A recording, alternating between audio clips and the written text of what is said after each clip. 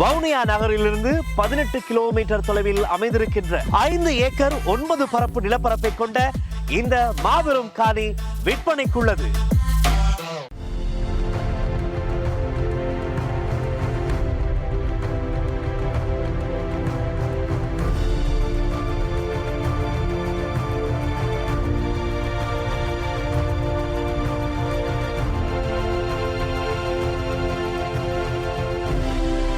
வணக்கம். ஐபிசி தமிழின் செய்தி வீச்சு உங்களை வரவேற்றுக் கொள்கிறது. முதலில் இலங்கை தீவு பக்கம் பார்வையை திருப்பலாம். விக்கிரமாதித்தன் கதையில் வரும் சற்றும் மனந்தளராத வேதாளத்தின் பாணியில் ஈழத்தமிழர்களின் தாயக மற்றும் புலம்பெயர் தளத்தில் ஒரே ஒரு வினாவை வினவினால் அதற்குரிய விடை எவ்வாறு வரக்கூடும்?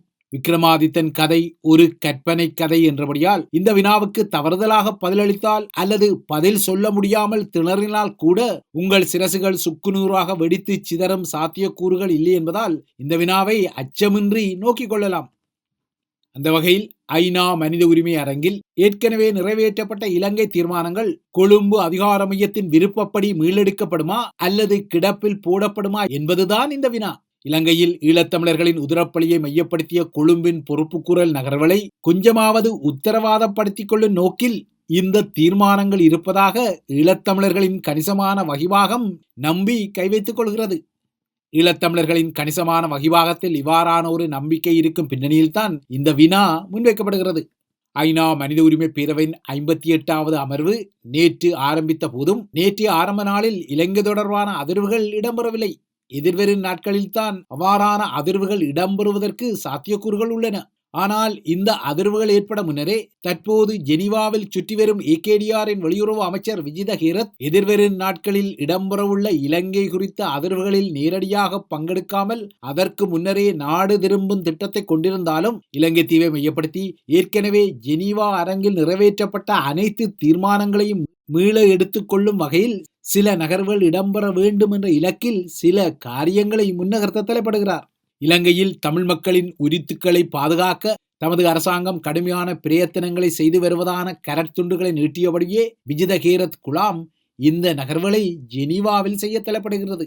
ஜெனீவா பலதுனேசியோன் அரங்காகிய ஐநா மனித உரிமை அரங்கை பொறுத்தவரை கொழும்பு அதிகார மையத்தின் இவ்வாறான ஆசைகள் ஈடேற்றம் காண்பதற்குரிய சாத்தியப்பாடுகள் இப்போதைக்கு குறைவு என்றாலும் அமெரிக்காவிலிருந்து டொனால்ட் ட்ரம்ப் என்ற மனிதர் உருவாக்க தலைப்படும் புதிய பூகோள அரசியல் கள நிலவரங்களால் இங்கே இவ்வாறான சாத்தியப்பாடுகள் கூட எதிர்வரும் நாட்களில் உருவாகிக் கொள்ளுமோ என்ற ஒரு கிளேசம் உருவாகிக் கொள்வதை தவிர்க்க முடியாது. ஸ்ரீலங்கா நாடாளுமன்ற அரங்கில் அதன் நாடாளுமன்ற உறுப்பினர்களுக்கு வழங்கப்பட்ட பேச்சு சுதந்திரம் குறித்த சிறப்புரிமையால் தமிழ் உறுப்பினர்கள் வழங்கிக் கொள்ளும் இனம் சார்ந்த உரைவீச்சுக்கள் சமூக வலைத்தளங்களை தற்போது அதகலப்படுத்திக் கொள்கின்றன. அந்த வகையில் கோட்டாபாயவுக்கு ஏற்பட்ட கதிதான் அனுரகுமார திசாநாயக்காவுக்கும் ஏற்படக்கூடும் என்ற இரா சாணக்கியனின் முழக்கமாகட்டும் அல்லது ஏகேடிஆர் வீதியால் பயணித்து நேரத்தையும் செலவையும் வீணடிக்காமல் உலங்கு வானூர்தியில் யாழ்ப்பாணம் போன்ற தூர இடங்களுக்கு பயணித்து நேரத்தை மீதப்படுத்தி கொள்ளுங்கள் என மனோகணேசன் போன்றவர்கள் வழங்கும் ஐடியா ஆகட்டும், இல்லையென்றால் சுயேட்சை நாடாளுமன்ற உறுப்பினர் அர்ச்சுனாவின் பிச்சைக்காசு ஆவேச உரைகளாகட்டும், இவ்வாறான கருத்துக்கள் மற்றும் உரைகள் யாவுமே சமகால சமூக வலைத்தளங்களை அதகலப்படுத்தி அவற்றுக்கு தீனி போட்டுக் கொள்வது யதார்த்தமான ஒரு விடயம்.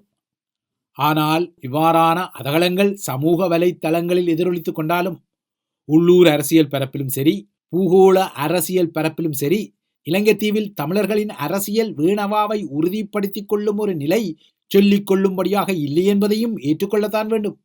இதற்கு நல்லதொரு உதாரணமாக பூகோள அரசியல் அரங்கில் தற்போது பங்காளிகளும் பகையாளிகளும் இடம் மாறிக்கொள்ளும் நகர்வுகள் உள்ளன. உள்ளூரில் மீண்டும் ஒரு முறை விடுதலை புலிகள் உட்பட தமிழ் மற்றும் முஸ்லிம் அமைப்புகள் பயங்கரவாத அமைப்புகளாக பட்டியல் படுத்தப்பட்டு தடை செய்யப்பட்டு சிறப்பு வர்த்தமானியம் பிறப்பிக்கப்பட்ட நிலையில் இஸ்லாமிய மார்க்கத்தை அவமதிக்கும் வகையில் கருத்து வெளியிட்டதாக 9 மாத கால சிறை தண்டனையை பெற்ற பொதுபல சேனா அமைப்பின் செயலாளர் கலகொட அத்தே ஞானசார தேரர் இன்று மீண்டும் பிணையில் விடுவிக்கப்படும் அறிகுறிகள் வந்தன. ஞானசார தேரரை பிணையில் விடுவிக்க கொழும்பு மேல் நீதிமன்றம் விடுத்த உத்தரவு இதனை மையப்படுத்திய இன்னொரு யதார்த்த செய்தியையும் சொல்லியுள்ளது. இன்று கொழும்பு நீதிமன்றம் ஞானசார தேரரை மையப்படுத்தி விடுத்த பிணை உத்தரவுக்கும் நேற்று முன்தினம் கண்டியில் வைத்து பௌத்த பீடாதிபதிகளை அரசு தலைவர் அனுரகுமார திசாநாயக்கா சந்தித்து பேசிய நகர்வுகளுக்கும் இடையில் உடனடியாக முடிச்சுக்களை போடுவது அவசியமற்ற ஒரு விடயமாகவும் இருக்கக்கூடும். எனினும் உலக அரங்கை நோக்கிக் கொள்ளும் போது பங்காளிகளும் பகையாளிகளும் இடம் மாறிக்கொள்ளும் நகர்வு தற்போது பட்டவர்த்தனமாகவே தெரிகின்றது. அந்த வகையில் நேற்று உக்ரைன் மீதான ரஷ்ய படையெடுப்பின் 3 ஆண்டு கால பூர்த்தி கடந்தபோது டொனால்ட் ட்ரம்பின் ஆட்சி அதிகாரத்தில் உள்ள அமெரிக்கா ஐநாவில் வெளிப்படுத்திய நகர்வுகள் புதிசு கண்ணா புதிசு பாணியில் வந்துள்ளன. ஏனெனில் இதுவரை ஐநா அரங்கில் ரஷ்யாவின் தீர்மானங்களை அமெரிக்கா எதிர்த்து வருவதே வரலாறாக பதிவான நிலையில் நேற்று உக்ரைனை மையப்படுத்தி இடம்பெற்ற வாக்கெடுப்பில் ரஷ்ய கூட்டணியில் அமெரிக்கா நின்ற மாத்தி யோசி பாணியிலான காட்சி தெரிந்தது. ஜோ பைடன் நிர்வாகம் தனது ஆட்சி காலத்தில் ஐநாவின் பொதுச்சபை மற்றும் பாதுகாப்பு பேரவை அரங்குகளில் உக்ரைனை தீவிரமாக ஆதரித்து உக்ரைன் மீது அடாவடியான ஒரு படையெடுப்பை நடத்திய ரஷ்யாவை கடுமையாக எதிர்த்த நிலையில் டொனால்ட் ட்ரம்ப் வெள்ளை மாளிகைக்குள் பூந்தவுடன் இந்த நிலையில் ஒரு மாற்றம் ஏற்பட்டு அமெரிக்கா தற்போது ரஷ்யாவுக்கு ஆதரவாக வாக்களிக்க நிலை வந்துவிட்டது. நேற்று ஐநா அரங்கில் இடம்பெற்ற நகர்வுகள் ஈழத்தமிழர்களுக்கும் சில படிப்பினைகளை வழங்கக்கூடிய செய்திகளை உள்ளடக்கியுள்ளது. நேற்று ஐநா பொதுச்சபை அரங்கில் உக்ரைன் மற்றும் அதன் ஐரோப்பிய பங்காளி நாடுகளால் தயாரிக்கப்பட்ட முதலாவது தீர்மானத்துக்கு ஐநாவில் உள்ள 193 உறுப்பு நாடுகளில் 93 நாடுகள் அதற்கு ஆதரவாகவும் 18 நாடுகள் அந்த தீர்மானத்துக்கு எதிராகவும் 65 நாடுகள் மதில் மேல் பூனைகளாக வாக்களிக்காமலும் இருந்து கொண்டன. இந்த கணக்கின் அடிப்படையில் அந்த தீர்மானம் ஏற்றுக்கொள்ளப்பட்டது. இந்த தீர்மானத்துக்கு எதிராக பெலாரஸ், நிக்கரகுவா, வடகொரியா போன்ற நாடுகள் வாக்களித்துக் கொண்ட போது அந்த அணியில் அமெரிக்காவும் இருந்தது. எனினும் தான் எதிர்ப்பு வாக்கை செலுத்தி அந்த தீர்மானம் ஏற்றுக்கொள்ளப்பட்டதால் துணுக்குற்ற அமெரிக்கா உடனடியாகவே உக்ரைன் மற்றும் தனது பங்காளி ஐரோப்பிய நாடுகளை மீறி இன்னொரு போட்டி தீர்மானத்தை அதே அரங்கில் சமர்ப்பித்தது. அமெரிக்கா சமர்ப்பித்த இந்த தீர்மானத்தில் ரஷ்யா உக்ரைனை ஆக்கிரமித்த ஒரு நாடு என்ற விடயமோ அல்லது உக்ரைனின் பிராந்திய ஒருமைப்பாடுகளை வலியுறுத்தும் விடயங்களோ உள்ளடக்கப்படவே இல்லை. எனினும் ஐரோப்பிய நாடுகளின் அழுத்தங்களால் சில திருத்தங்களுடன் இந்த தீர்மானம் ஏற்றுக்கொள்ளப்பட்டது. இதன் பின்னர் தான் ரஷ்யா இன்னொரு அதிரடியான நகர்வை எடுத்தது. அதாவது தான் ஐநா பொதுச்சபையில் சமர்ப்பித்த தீர்மானம் தனது ஐரோப்பிய பங்காளி நாடுகளால் திருத்தங்களுக்கு உட்படுத்தப்பட்ட நிலையில் தான் ஏற்கனவே தயாரித்த மூல பிரதியை ஐநாவின் பாதுகாப்பு பேரவையில் சமர்ப்பித்தது. அமெரிக்காவின் இந்த நகர்வுக்கு இறுதியில் வெற்றியும் கிட்டியது. அமெரிக்கா பாதுகாப்பு பேரவையில் சமர்ப்பித்த இந்த தீர்மானத்தை திருத்த பாதுகாப்பு பேரவையில் இருந்த பிரித்தானியா, பிரான்ஸ், ஸ்லோவேனியா, கிரேக்கம், டென்மார்க் ஆகியன சில முன்மொழிவுகளை செய்தாலும் அவை அனைத்தையும் அமெரிக்கா தடாலடியாக நிராகரித்ததால் இந்த தீர்மானம் பாதுகாப்பு பேரவையால் ஏற்றுக்கொள்ளப்பட்டது. அமெரிக்காவின் தீர்மானம் பாதுகாப்பு பேரவையில் வாக்களிப்புக்கு விடப்பட்ட போது பிரான்ஸ், பிரித்தானியா உட்பட்ட அதே 5 ஐரோப்பிய பங்காளி நாடுகள் அந்த வாக்கெடுப்பில் கலந்து கொள்ளவும் இல்லை, அந்த தீர்மானத்துக்கு எதிராக வீட்டோவை பயன்படுத்திக் கொள்ளவும் இல்லை.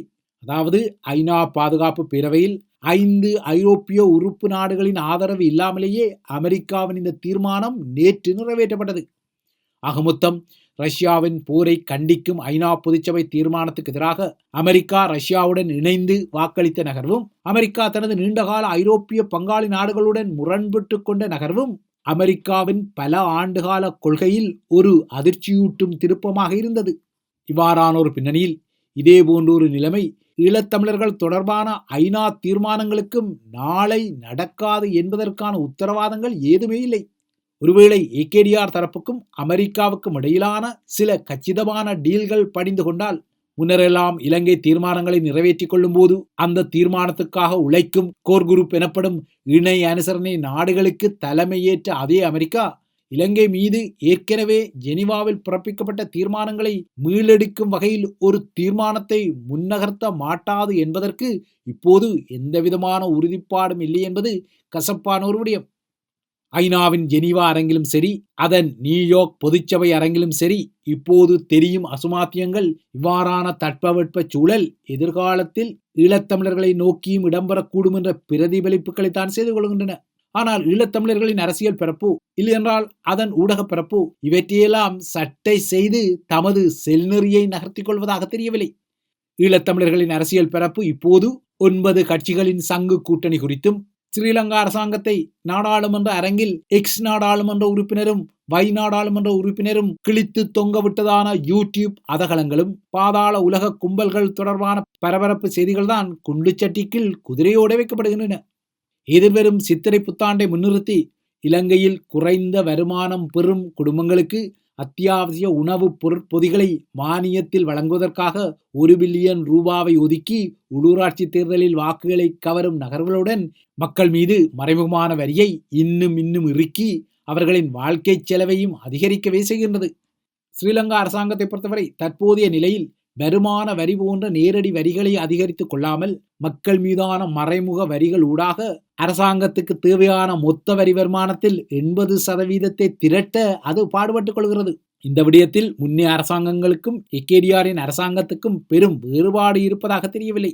இதனால் ஏகேடிஆர் அண்மையில் சமர்ப்பித்த வரவு செலவு திட்டத்தின் அடிப்படையில் இலங்கையில் உள்ள ஒரு குடும்பம் தமக்குரிய மாதாந்த பொருட்கள் மற்றும் சேவைகளுக்கு பணத்தை செலுத்திக் கொள்ளும் போது சராசரியாக 40,000 ரூபாய் வரை வரியாக செலுத்த வேண்டும் என முன்னணி சோசலிச கட்சி குற்றஞ்சாட்டி இருப்பது சாமானிய மக்களை பொறுத்தவரை ஒரு அதிர்ச்சியான விடயமாக இருக்கலாம். அதுவும் குறிப்பாக இலங்கையில் வாழும் சாமானிய மக்களுக்கு விடிவு வழங்குவதாக ஏகேடிஆர் அரசாங்கம் ஏற்கனவே தனது சிஸ்டம் சேஞ்ச் என்ற முறைமை மாற்றத்தில் சொல்லிக்கொண்ட நிலையில் இப்போது நேரடியான வரி வருமானத்தை விட மறைமுக வரிகளின் ஊடாக அரசாங்கம் 80% வரி வருவாயை திரட்டிக்கொள்ள முயல்வது சாமானிய மக்களுக்கு விடிவு வழங்குவதாக ஏகேடிஆர் உட்பட ஜேவிபியின் முன்னணி முகங்கள் கூறிய சிஸ்டம் சேஞ்ச் கொட்டொலியை நன்றாக உரசிக்கொள்ளவே செய்கிறது. இவை இலங்கையை மையப்படுத்திய விடயங்கள். அடுத்து உலக நிலவரங்களை நோக்கிக் கொண்டால், உக்ரைன் மீதான ரஷ்ய படையெடுப்பின் 3ஆம் ஆண்டு முடிவு நாளான நேற்று ஐநாவில் இடம்பெற்ற தீர்மான வாக்கெடுப்புகளில் அமெரிக்கா 2 முறை ரஷ்யாவுடன் இணைந்த கசப்பான யதார்த்தம் அமெரிக்காவின் ஐரோப்பிய பங்காளிகளை தொடர்ந்தும் விசனத்துக்குள்ளாக்கி வருகிறது. இவ்வாறான விசனம் ஐரோப்பாவில் நிலவும் பின்னணியில் வெள்ளை மாளிகையில் பிரெஞ்சு அரசு தலைவர் இமானுவேல் மேக்ரான் டொனால்ட் ட்ரம்புடன் நேற்று பேச்சுக்களை நடத்தி ஐரோப்பாவின் சில இலக்குகளை எட்ட முயன்றாலும் அதில் அவருக்கு வெற்றி கிட்டியதாக தெரியவில்லை. எனினும் எதிர்வரும் வாரங்களில் உக்ரைனுக்கும் ரஷ்யாவுக்கும் இடையே ஒரு போர் நிறுத்தம் எட்டப்படலாம் என்ற நம்பிக்கையை இமானுவேல் மேக்ரான் வெளியிட்டுள்ளார். இவ்வாறான நம்பிக்கையை வெளியிட்ட மேக்ரான், உக்ரைனை மையப்படுத்தி உருவாக்கப்படும் எந்த ஒரு சமாதான ஒப்பந்தமும் உக்ரைனின் சரணாகதியாக இருக்கக்கூடாது என்றும் உக்ரைனுக்குரிய பாதுகாப்பு உத்தரவாதங்கள் வழங்கப்பட வேண்டும் என்றும் குறிப்பிட்டிருக்கிறார். இந்த நிலையில் மேக்ரான் இந்த கருத்தை தனக்கு அருகில் நின்று வெளியிட்டதை கண்ட டொனால்ட் ட்ரம்ப் உக்ரைனை மையப்படுத்தி மேற்கொள்ளப்படும் சமாதானத்துக்குரிய செலவு மற்றும் அதன் சுமையை அமெரிக்கா மட்டும் பொறுப்பேற்காமல் அதனை ஐரோப்பிய நாடுகளும் ஏற்க வேண்டும் என பதிலடி வழங்க தலைப்பட்டார். எனினும் மேக்ரான் கூறியபடி உக்ரைனுக்குரிய பாதுகாப்பு உத்தரவாதங்களை அவர் தெளிவாக வழங்கிக் கொள்ளவும் இல்லை. ஐரோப்பாவுக்கும் அமெரிக்காவுக்கும் இடையிலான உறவுகள் கடந்த 1 வார காலமாக கடுமையான சீர்குலைவுக்கு உள்ளாக்கப்பட்ட நிலையில் ட்ரம்புடனான தனது பல வருட தனிப்பட்ட உறவை பயன்படுத்தி இமானுவேல் மேக்ரான் ட்ரம்பிடமிருந்து சில இலக்குகளை எதிர்பார்த்திருந்தார். இந்த நிலையில் டொனால்ட் ட்ரம்ப் கூறுவது போல ஐரோப்பிய நாடுகள் தமது சொந்த பாதுகாப்புக்கு அதிக பொறுப்பை ஏற்க வேண்டும் என்ற ட்ரம்பின் நிலைப்பாட்டை மேக்ரான் வேறு வழியின்றி நேற்று ஒப்புக்கொண்டார். உக்ரைனுக்கு ஐரோப்பிய ஆதரவின் தன்மை குறித்த விடயங்களில் டொனால்ட் ட்ரம்பை மேக்ரான் சரி செய்ய முயன்றவை நேற்று அவர்களின் ஊடக மாநாட்டில் பகிரங்கமாகவே தெரிந்தது. இதனால் தான் ட்ரம்ப் பேசிக் கொண்டிருந்த போது இடைக்கிடையே மேக்ரான் குறுக்கிட வேண்டியும் வந்தது. இதன் அடிப்படையில் ட்ரம்ப் கருத்து தெரிவித்துக் கொண்டிருந்த போது குறுக்கிட்ட மேக்ரான், ட்ரம்ப் சில உண்மைகளை தவறாக புரிந்து கொள்ள தலைப்படுவதாக கூறினார். குறிப்பாக ஐரோப்பிய நாடுகள் உக்ரைனுக்கு ஒன்றும் இலவசமாக வழங்கவில்லை, அதற்கு மாறாக அவை சில இலக்குகளுடன் தான் அந்த நாட்டுக்கு கடனை கொடுக்கின்றன என ட்ரம்ப் கூறிய போது அவரது கருத்தில் குறுக்கிட்ட மேக்ரான் இந்த விடயத்தில் சில விளக்கங்களை வழங்க முயன்றார். இந்த நிலையில் ரஷ்யாவுக்கும் உக்ரைனுக்கும் சமாதானம் உருவான பின்னர் உக்ரைனில் ஒரு ஐரோப்பிய அமைதி காக்கும் படைப்பிரிவை நிறுத்துவது குறித்து ரஷ்ய அரசு தலைவரும் பேச்சுக்களுக்காக காத்திருப்பதாக ட்ரம்ப் சொன்னார். எதிர்வரும் வியாழக்கிழமை பிரித்தானிய பிரதமர் கேர் ஸ்டார்மர் ட்ரம்பை சந்தித்து உக்ரைனுக்கு 30,000 ஐரோப்பிய அமைதி துருப்புக்களை அனுப்பும் திட்டம் குறித்து பரிசீலிக்க உள்ள நிலையில் உக்ரைனில் அமைதிப்படையை நிறுத்துவது குறித்து ரஷ்யாவும் பேச்சுக்களுக்கு ஆர்வமாக இருப்பதாக ட்ரம்ப் குறிப்பிட்டது இங்கு சுட்டிக்காட்டத்தக்க ஒரு விடயம். அடுத்து பிரித்தானியாவில் கொண்டு வரப்படவுள்ள புதிய சட்டத்தின் மூலம் நீதிமன்ற அனுமதிகளுடன் புறப்படும் சர்ச் வாரண்ட் எனப்படும் தேடுதல் அனுமதி உத்தரவுகள் இல்லாமல் வீடுகளில் தேடுதல்களை நடத்த காவல்துறைக்கு புதிய சட்டத்தின் மூலம் அதிகாரம் வழங்கப்பட உள்ளது. சமூக விரோத குற்றங்களை குறைத்துக் கொள்ள காவல்துறைக்கு புதிய அதிகாரங்களை வழங்கும் வகையில் இந்த முக்கிய சட்டம் வரவுள்ளது.